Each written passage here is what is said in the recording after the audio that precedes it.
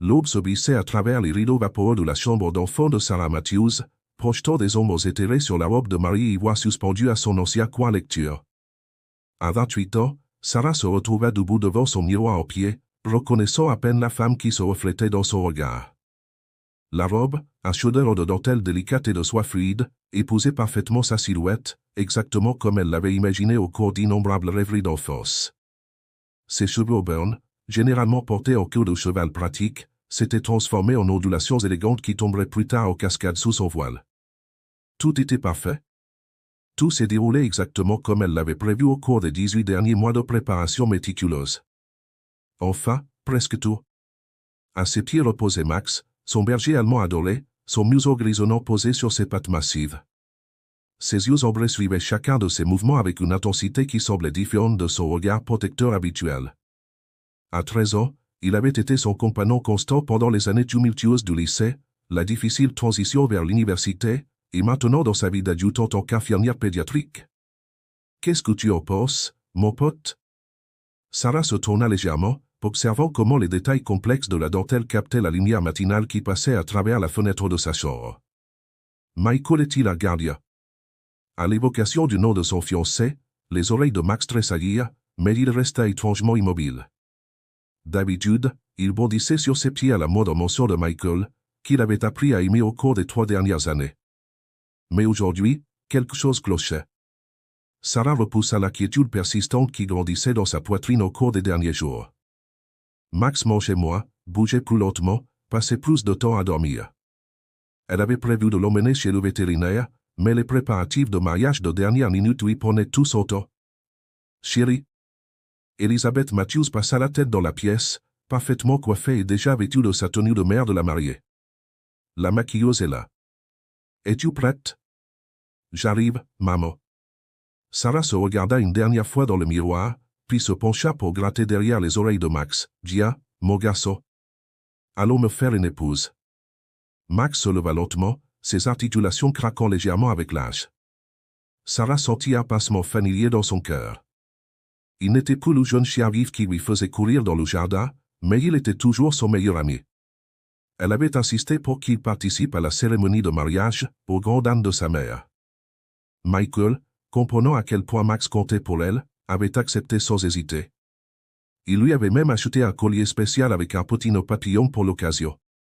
Les 2 heures suivantes se sont déroulées dans un tourbillon d'activité. La maison s'est remplie de demoiselles d'honneur en robe bleu pâle, du bavardage excité des coiffeurs et des maquilleurs, et du claquement des talons de la mère de Sarah alors qu'elle coordonnait les préparatifs avec l'organisatrice du mariage. Pendant tout ce temps, Max est resté proche de Sarah, plus calme que d'habitude. « Est-ce qu'ils se sent bien ?» demanda Jenny, la demoiselle d'honneur de Sarah et sa meilleure amie depuis le collège, alors qu'elle se préparait à partir pour l'église. « Il semble un peu déprimé aujourd'hui. » Sarah fronça légèrement les sourcils et passa sa main le long du dos de Max. « Je pense qu'il capte toute l'excitation. Tu sais à quel point il peut être sensible. » Mais au fond, elle savait que c'était plus que ça. « Nous devrions y aller » annonça Elizabeth en regardant sa montre. « Le photographe veut prendre quelques photos avant la cérémonie, et la circulation risque d'être dense. » Sarah hocha la tête et rassembla ses jupes. « Allez, Max. Il est temps d'y aller. » Le trajet jusqu'à l'église historique Saint-Patrick fut court, mais Sarah avait l'estomac noué tout le long du trajet, non pas à cause de la nervosité du mariage, elle n'avait aucun doute sur Michael, mais à cause de l'inquiétude pour Max. Il s'était montré inhabituellement collant pendant le trajet, posant sa tête sur ses genoux malgré son comportement habituel dans la voiture. Ils arrivèrent à l'église 1 heure avant la cérémonie. Le photographe était déjà en train de s'installer dans le jardin de l'église, profitant du temps parfait de la fin septembre. La lumière dorée du soleil filtrait à travers les feuilles changeantes, créant une atmosphère magique qui était exactement ce que Sarah avait espéré. « Commençons par prendre quelques photos de la mariée seule », a suggéré le photographe en positionnant Sarah près d'un vieux chêne magnifique. « Ensuite, nous ferons entrer les invités du mariage. » Max, qui était assis tranquillement à côté du père de Sarah, se leva soudainement. Avant que quiconque puisse réagir, il s'approcha de Sarah et se planta fermement devant elle, bloquant la vue du photographe. « Max, écarte-toi, mon pote, » dit doucement Sarah, essayant de l'éloigner, mais Max ne bougea pas. Il ne grognait pas et ne montrait aucun signe d'agressivité, il se tenait simplement là, son corps pressé contre ses jambes, la regardant avec ses yeux pleins d'âne. « Max, viens ici, mon garçon », lui cria le père de Sarah en lui tapotant la jambe. « Rien. Peut-être qu'il a besoin d'aller se promener, suggéra Jenny en attrapant sa laisse, mais quand elle s'approcha, Max se rapprocha de Sarah, lui faisant presque perdre l'équilibre. « Max, qu'est-ce qui ne va pas ?» Sarah s'agenouilla, avec sa robe de mariée, pour le regarder dans les yeux. C'est à ce moment-là qu'elle remarqua quelque chose qu'elle n'avait pas remarqué auparavant, sa respiration était légèrement difficile et il y avait un tremblement dans ses jambes qui n'était pas là auparavant. « Sarah, il faut qu'on finisse ces photos, » dit sa mère, une pointe de frustration dans la voix. « Les invités vont bientôt arriver. » Mais Sarah l'entendit à peine. Elle était entièrement concentrée sur Max, qui avait maintenant posé sa tête sur son épaule, ce qui faisait quand il ne se sentait pas bien et avait besoin de réconfort. Son corps était chaud, trop chaud, contre le sien. « Il y a quelque chose qui ne va pas, » dit Sarah, la voix brisée. « Il ne va pas bien. » Jenny s'agenouilla à côté d'eux et posa doucement une main sur le flanc de Max, son cœur bat à tout rompre. Le père de Sarah s'approcha, l'inquiétude gravée sur son visage. « Devrions-nous appeler le vétérinaire ?»« Mais le mariage. » Commença Elisabeth, puis elle se tut devant l'expression du visage de sa fille. Sarah avait déjà sorti son téléphone et composé le numéro du docteur Peterson, le vétérinaire de Max depuis qu'elle l'avait adopté. Ses mains tremblaient alors qu'elle pressait le téléphone contre son oreille. « Ligne d'urgence du docteur Peterson, ici Kate. »« Kate, c'est Sarah Matthews. Il y a quelque chose qui ne va pas avec Max. Il a du mal à respirer, son cœur s'emballe et il agit de manière très étrange. S'il vous plaît, j'ai besoin d'aide. » Il y eut une pause à l'autre bout du fil. « Sarah, tu ne te maries pas aujourd'hui. »« Oui, mais... » La voix de Sarah se brisa. « Veuillez l'amener immédiatement. Le docteur Peterson est là pour faire des démarches administratives. Il verra Max immédiatement. » Sarah leva les yeux vers la petite foule qui l'entourait, ses parents, Jenny, la photographe, l'organisatrice du mariage qui parlait maintenant avec urgence dans son casque. Finalement, ses yeux rencontrèrent ceux de son père. « Vas-y, » dit-il fermement. « Je vais appeler Michael et lui expliquer. Jenny peut te conduire. » Mais... Sarah Matthews, lui a dit son père, sur le ton qui avait toujours été sérieux quand elle était petite, ce chien a toujours été à tes côtés, lors de ton premier chagrin, lors des examens universitaires, lors du décès de ta grand-mère. Il était là quand tu as rencontré Michael, et il a été là à chaque étape du chemin. On n'abandonne pas sa famille quand elle a besoin de toi. Les larmes coulaient dans les yeux de Sarah alors qu'elle serrait son père dans ses bras. Merci. Tout s'est passé très vite après cela. Jenny a aidé Sarah à rassembler ses jupes et l'a conduite à sa voiture, tandis que Max la suivait lentement, en continuant à appuyer sur les jambes de Sarah chaque fois que possible. La mère de Sarah, après un moment d'hésitation, est passée à l'action, annonçant qu'elle s'occuperait des invités et demandant à l'organisatrice du mariage de contacter le lieu de la réception. Le trajet jusqu'à la clinique vétérinaire fut tendu. Sarah était assise à l'arrière, la tête de Max sur ses genoux, sa robe de mariée étalée autour d'eux comme un nuage. Elle gardait une main sur sa poitrine, surveillant sa respiration, tandis que l'autre caressait son museau grisonnant. « Tu te souviens quand tu l'as eu pour la première fois ?» demanda Jenny, essayant clairement de la distraire. Malgré son inquiétude, Sarah sourit légèrement. « Il a mangé mes chaussures préférées la première semaine. Et les gants de jardinage de ma mère. Et cet horrible chapeau que ma tante m'a offert pour Noël, c'est bien avec les fruits en plastique dessus. Il t'a rendu service là. » Ils arrivèrent à la clinique en un temps record. Le docteur Peterson attendait à la porte, les yeux légèrement écarquillés à la vue de Sarah dans sa robe de mariée, mais ne dit rien alors qu'il aidait Max à entrer. L'examen sembla durer une éternité. Sarah arpentait la petite pièce, sa robe bruissant à chaque tour, tandis que Jenny restait assise tranquillement sur une chaise, vérifiant de temps en temps son téléphone et informant les autres.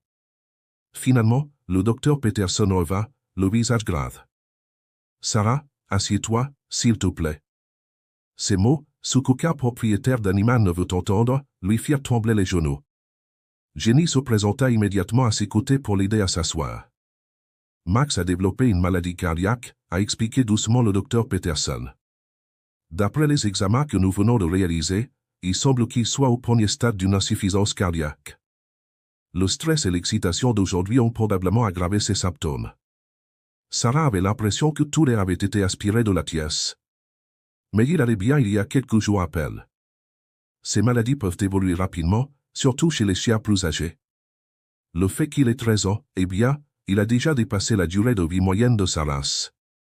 Il a essayé de vous dire que quelque chose n'allait pas, continua doucement le docteur Peterson, de la seule manière qu'il connaissait.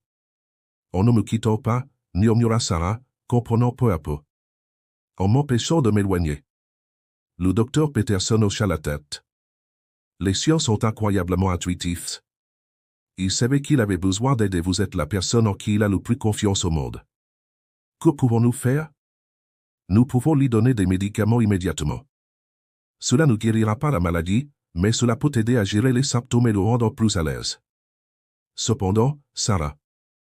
Il fit une pause, choisissant soigneusement ses mots, étant donné son âge et la gravité de la maladie, nous envisageons probablement des mois plutôt que des années. Sarah sentit les larmes qu'elle avait retenues couler enfin. Jenny lui serra fort la main. Je dois rester avec lui, dit fermement Sarah. Sarah. Commença doucement Jenny. Non, tu ne comprends pas. Quand j'ai adopté Max, je lui ai fait une promesse. Je lui ai promis qu'il ne serait jamais seul quand il aurait besoin de moi. Je lui ai promis d'être toujours là pour lui, tout comme il a toujours été là pour moi. Elle baissa les yeux sur sa robe de mariée, puis sur le docteur Peterson. Pouvez-vous commencer le traitement maintenant? L'heure suivante fit un véritable tourbillon d'activité. Le docteur Peterson administra la première série de médicaments tout en expliquant en détail le plan de traitement. Sarah était assise par terre à côté du lit de Max, sa robe de mariée déployée autour d'elle comme un cocon protecteur, écoutant attentivement et prenant des notes sur son téléphone. Pendant ce temps, le monde extérieur continuait de tourner en haut. Jenny s'est coordonnée avec les parents de Sarah et la famille de Michael. Les invités de l'église ont été informés d'une urgence familiale et la réception a été reportée. Le téléphone de Sarah vibra avec un message de Michael. Comment va-t-il? Elle était tellement concentrée sur Max qu'elle n'avait même pas pensé à la réaction de Michael face à tout cela. Les doigts tremblants, elle tapa, pas beau. Arrêt cardiaque. Je suis vraiment désolé pour le mariage. 3 points sont immédiatement apparus, puis, ne vous excusez pas. J'arrive. 20 minutes plus tard, la porte de la clinique s'ouvrit et Michael entra, toujours en smoking, son témoin Kevin juste derrière lui. Sarah leva les yeux de sa place à côté de Max sur le maquillage maculé de larmes, les cheveux dénoués de leur coiffure soignée, la robe de mariée froissée au-delà de toute réparation. Je suis vraiment désolé, commença-t-elle, mais Michael traversait déjà la pièce, s'agenouillant à côté d'elle sur le sol. Et, dit-il doucement, essuyant une larme sur sa joue. Tu te souviens de ce que j'ai dit quand je t'ai demandé en mariage? J'ai dit que je voulais t'épouser parce que tu as le plus grand cœur de tous ceux que j'ai jamais rencontrés ou parce que tu aimes profondément et sans réserve. Comment pourrais-je être en colère contre toi pour avoir prouvé cela? De nouvelles larmes coulaient sur les joues de Sarah alors qu'elle se penchait vers lui. Le mariage peut attendre, dit Michael avec fermeté.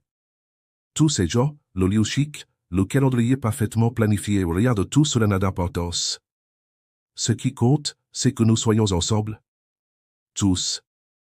Il tendit la main pour gratter derrière les oreilles de Max, et la queue du vieux chien frappa faiblement le sol. En fait, dit Kevin d'où il se tenait avec Jenny, nous pourrions avoir une idée à ce sujet.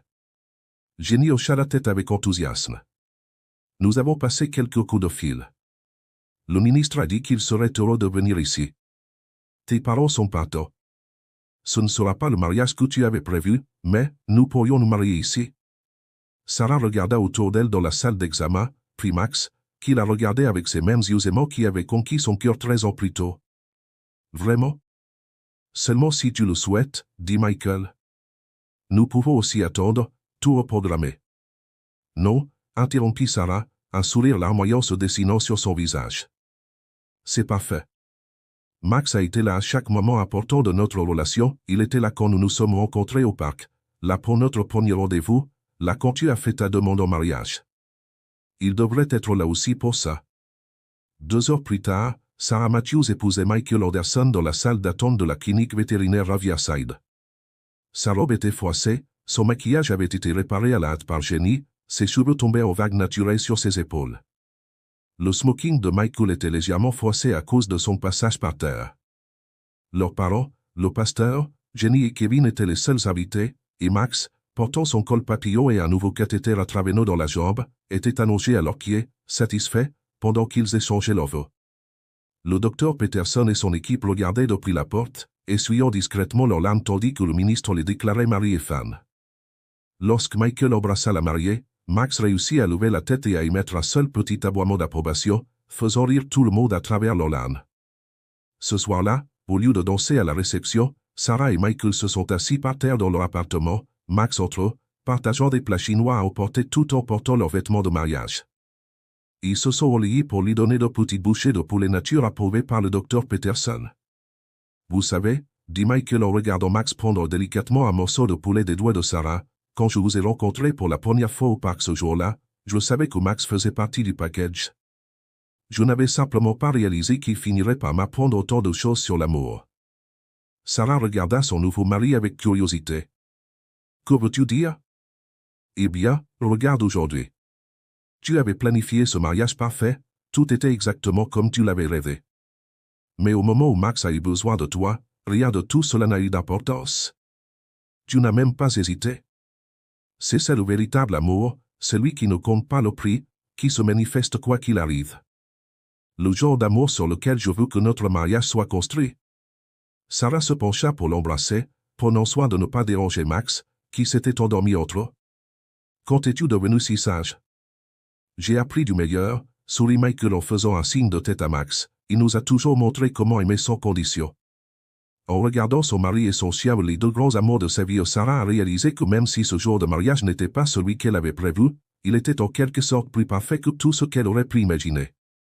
Car au final, l'amour ne se résume pas à des lieux parfaits, à des robes de créateurs ou à des célébrations élaborées. Parfois, l'amour consiste à abandonner le plan parfait pour se consacrer à ce qui compte vraiment. Et parfois, pensait-elle en caressant la douce fourrure de Max, les plus beaux moments de la vie arrivent emballés dans des paquets inattendus, livrés par des messagers à quatre pattes et au cœur rempli d'amour inconditionnel. Les mois qui suivirent leur mariage peu conventionnel devinrent une danse délicate de joie et de chagrin. L'état de Max, bien que géré par des médicaments, progressa régulièrement. Pourtant, malgré tout cela, il conservait le même esprit d'amour qui avait défini toute sa vie. Chaque matin, malgré son corps affaibli, il tentait toujours de grimper sur leur lit, déterminé à commencer la journée avec de doux baisers et une coupe qui remuait. Sarah et Michael ont entièrement adapté leur vie aux besoins de Max.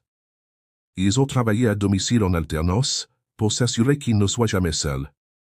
Michael, architecte, a installé une table à dessin dans leur salon, tandis que Sarah a organisé ses horaires d'infirmière pour maximiser son temps à la maison.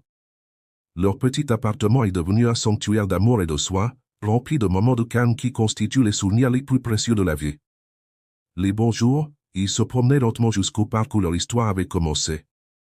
Max ne pouvait plus courir ni courir après les balles, mais il semblait heureux de s'asseoir entre eux sur leur banc préféré, regardant le monde passer avec une dignité sereine. Sarah surprenait souvent Michael en train d'observer le vieux chien avec des larmes dans les yeux, surtout lorsque les enfants du quartier s'arrêtaient pour le caresser, attirés par sa douce présence.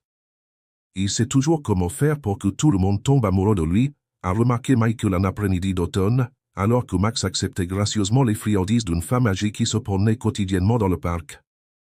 Même maintenant, il nous apprend quelque chose sur la grâce. Leurs amis et leur famille se sont mobilisés autour d'eux de manière inattendue. Jenny a commencé à leur apporter le dîner une fois par semaine, s'asseyant par terre avec eux pendant qu'ils mangeaient, partageant des histoires et des rires pendant que Max somnolait à proximité. La mère de Sarah, qui avait d'abord été sceptique quant à leur mariage improvisé dans une clinique vétérinaire, passait désormais régulièrement avec des friandises pour chiens faites maison et un amour sans fin pour son petit chien. Tu sais, dit un jour Elisabeth en regardant Max savourer l'un de ses biscuits au poulet et au riz soigneusement préparés, je n'avais jamais compris jusqu'au jour de ton mariage à quel point il comptait pour cette famille. Mais te voir choisir d'être là pour lui, voir Michael soutenir ce choix sans hésitation, m'a fait réaliser que parfois les moments les plus importants de la vie ne sont pas ceux que nous prévoyons. La période des fêtes approchait, apportant avec elle la douce amère conscience que ce serait probablement la dernière de Max. Ils avaient décoré leur appartement plus tôt cette année-là, sachant combien il avait toujours aimé Noël. Le sapin avait été installé en novembre et le lit de Max avait été rapproché de celui-ci, lui permettant de s'allonger au milieu des lumières scintillantes qu'il observait avec un émerveillement enfantin. Ils ont pris d'innombrables photos au cours de ces mois, Max avec son bonnet de Père Noël, Max le nez collé aux cadeaux emballés, Max entouré de membres de sa famille venus lui rendre visite et qui avaient fait le déplacement spécialement pour le voir. Chaque image était précieuse, un moment capturé dans le temps qu'il savait qu'il garderait précieusement pour toujours. À mesure que l'hiver s'approfondissait, les bons jours de Max devenaient moins fréquents, mais plus agréables. Il passait plus de temps à dormir, mais veillait toujours à être réveillé pour les moments importants. Quand Sarah rentrait du travail, même s'il était fatigué, sa couconnait contre le sol en guise de bienvenue. Quand Michael rapportait le dîner à la maison, Max relevait la tête et reniflait l'air avec appréciation, même les jours où il avait peu d'appétit. Ils avaient développé de nouvelles habitudes. Au lieu de leurs longues promenades habituelles, ils s'asseyaient ensemble dans le petit jardin derrière leur immeuble, enveloppés dans des couvertures, pour regarder la neige tomber. Max posait sa tête sur les genoux de Sarah tandis que Michael lisait à haute voix le livre qu'il lisait. Ils avaient découvert que le son de la voix de Michael semblait apaiser les crises d'agitation de plus en plus fréquentes du vieux chien. Un soir calme du début mars, alors que les premiers signes du printemps commençaient à apparaître, Max leur fit savoir qu'il était temps. Il avait passé une journée étonnamment bonne, il avait bien mangé, profité du soleil dans leur jardin et avait même joué doucement avec son canard en peluche préféré, un jouet qu'il n'avait pas touché depuis des semaines. Mais à la tombée de la nuit, il devint agité, se déplaçant entre Sarah et Michael avec une urgence qu'ils reconnurent. Ils ont fait appel au docteur Peterson, qui était devenu non seulement leur vétérinaire mais aussi leur ami au fil des mois. Il est venu chez eux sans hésitation, apportant avec lui la douce compassion qui avait rendu leur journée de mariage dans sa clinique si spéciale. Dans leur salon, la tête de Max posée sur les genoux de Sarah et les mains fortes de Michael caressant son dos, il dit au revoir à l'ami fidèle qui leur avait tant donné. La pièce était paisible, remplie d'amour et de la douce lueur des bougies qu'ils avaient allumées pour combattre l'obscurité grandissante. Merci, murmura Sarah à l'oreille de Max alors qu'il s'éloignait paisiblement. Merci pour tout d'être mon protecteur, mon ami, de m'avoir conduit à Michael, de nous avoir appris ce que signifie vraiment l'amour. Et merci de m'avoir choisi il y a toutes ces années au refuge. Plus tard dans la soirée, alors qu'ils étaient assis ensemble sur leur canapé, entourés des vestiges de leur vie avec Max son lit, ses jouets, sa couverture préférée, Sarah s'est retrouvée attirée par leur album de mariage. Parmi les photos professionnelles du jardin de l'église et les clichés spontanés de la clinique, une image s'est démarquée. Jenny avait capturé cette scène sans qu'ils ne s'en rendent compte. Sarah et Michael échangeaient leurs vœux, mais sans se regarder ni regarder le pasteur. Au lieu de cela, ils regardaient tous les deux Max, qui les regardait avec un amour pur dans les yeux. La photo semblait capturer parfaitement tout ce que leur jour de mariage inattendu leur avait appris sur l'amour, l'engagement et le fait d'être l'un pour l'autre quoi qu'il arrive. Ils le savaient, dit doucement Sarah en traçant du doigt l'image de Max, ce jour-là à l'église, quand il ne m'a pas laissé marcher jusqu'à l'hôtel, il savait qu'il n'avait plus beaucoup de temps et il voulait s'assurer que nous comprenions ce qui comptait vraiment. Michael l'entoura de ses bras. Il a réussi.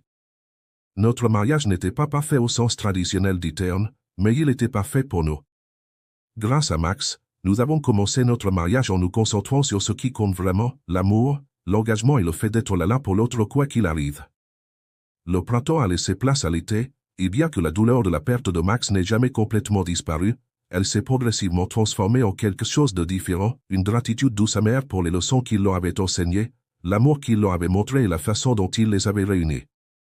Il laissait son lit près de la cheminée, incapable de le déplacer, et parfois, dans le calme du soir, il pouvait presque l'imaginer toujours là, veillant sur eux avec ses yeux pleins d'âme qui avaient vu droit dans leur cœur depuis le tout début. Un an après le décès de Max, Sarah et Michael se sont retrouvés devant le refuge pour animaux de Riverside, le même refuge où Sarah avait trouvé Max 14 ans plus tôt.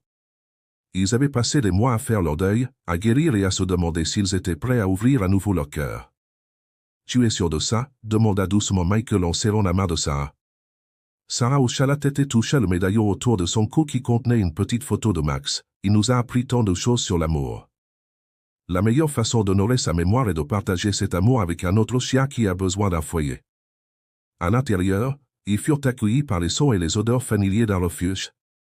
En passant devant les chenilles, Sarah ne put s'empêcher de se souvenir du jour où elle avait vu Max pour la première fois, un chiot berger allemand maigre et effrayé qui avait volé son cœur d'un seul regard de ses yeux pleins d'âme. Au bout d'une rangée, ils s'arrêtèrent. Dans le dernier chenil, un golden retriever âgé était allongé sur une couverture usée, les observant avec de doux yeux bruns. Sur la carte avec son nom, on pouvait lire « Duke, 10 ans ». La plupart des gens veulent des chiots ou des jeunes chiens, a expliqué l'employé du refuge, remarquant leur intérêt. Duke est ici depuis 3 mois. Sa famille a dû l'abandonner lorsqu'elle a emménagé dans une maison de retraite. Il est adorable, mais son âge orbite les gens. Sarah s'agenouilla devant la porte du chenil. Duke releva la tête, puis se leva lentement et marcha vers elle à travers la porte, pressant son nez contre sa main. Il souffre d'arthrite aux pattes arrière, a poursuivi l'employé. Il aura besoin de médicaments et ne sera probablement pas prêt pour de longues promenades, mais... Il est parfait, interrompit Sarah en regardant Michael avec des larmes dans les yeux. Michael hocha la tête, comprenant parfaitement. Ce soir-là, Duke s'installa dans leur maison comme s'il y avait toujours vécu. Il trouva l'ancien lit de Max près de la cheminée et en fit le sien, même s'il lui en avait acheté un nouveau. Peut-être sentait-il que c'était l'endroit spécial d'un autre chien et se sentait-il honoré de perpétuer la tradition. Alors que Sarah et Michael se blottissaient sur le canapé, regardant Duke dormir paisiblement à l'ancienne place de Max, Sarah dit, « Vous savez, certaines personnes pensaient que nous étions fous d'adopter un chien âgé, sachant que nous aurions moins de temps avec lui. » Michael sourit et l'attira plus près de lui. « Mais nous savons que ce n'est pas une question de temps, mais de qualité de l'amour. Et grâce à lui, nous avons appris que parfois les plus belles histoires d'amour ne suivent pas le plan parfait. » Sarah posa sa tête sur son épaule, regardant Duke rêver, ses pattes tremblant légèrement. Le dernier cadeau que Max nous a fait n'était pas seulement de nous montrer ce qui comptait le jour de notre mariage, il nous a appris que l'amour vaut tous les sacrifices, toutes les souffrances. C'est pourquoi nous pouvons ouvrir nos cœurs à Duke maintenant, même si nous savons que nous devons lui dire au revoir plus tôt que nous le souhaiterions. Duke se réveilla et les regarda avec un pur contentement. Et regardez ce qu'il nous donne déjà au retour, dit doucement Michael. Il nous aide à honorer la mémoire de Max en perpétuant le cycle de l'amour. Dans leur salon, à côté de leur photo de mariage, ils ont accroché une simple plaque sur laquelle était écrit « Parfois, l'amour signifie changer vos plans parfaits, car la perfection ne réside pas dans le chemin que nous avons prévu de prendre, mais dans les cœurs qui nous guident vers la maison. » En dessous, le collier de Max avec son petit nœud papillon était suspendu à côté de celui de Duke, symbole de la capacité du cœur à aimer, à apprendre et à grandir, même à travers la perte et le changement.